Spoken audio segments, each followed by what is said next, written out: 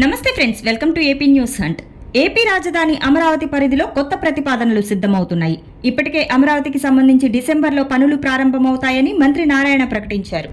అమరావతి కోసం 15,000 కోట్ల రుణం పైన కేంద్రం హామీ ఇచ్చింది. ప్రపంచ బ్యాంక్ టీం పరిశీలన చేసింది.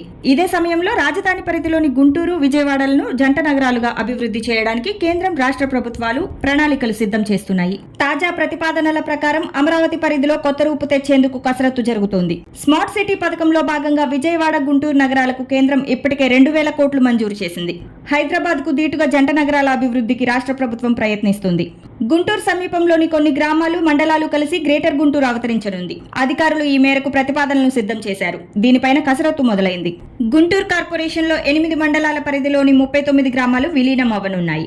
గుంటూరు రూరల్ మండలం పూర్తిగా కనుమరుగవనున్నది. ఆయా పంచాయతీల్లో స్థానిక ప్రజాప్రతినిధుల పదవీ కాలం పూర్తి అయిన తర్వాత వాటిని నగరపాలక సంస్థలో కలపనున్నారు. మేడికొండూరు మండలంలోని పేరేచెర్ల, డోకిపర్రు, ఫిరంగిపురం మండలంలోని అమీనాబాద్, చేబ్రోలు మండలంలోని నారాకోడూరు, గొడవర్రు, గుండవరం, ప్రతిపాడు మండలంలోని చిన్నకొండ్రుపాడు, యనమదల, ఈదురుపాలెం కార్పొరేషన్లో కలవనున్నాయి. అదేవిధంగా తాడికొండ, వట్టిచెరుకూరు, పెదకాకాని, గుంటూరు రూరల్ మండలాల్లోని గ్రామాలు గ్రేటర్ గుంటూరు కార్పొరేషన్ పరిధిలోకి తీసుకొచ్చేలా ప్రతిపాదనలు సిద్ధం చేస్తున్నారు.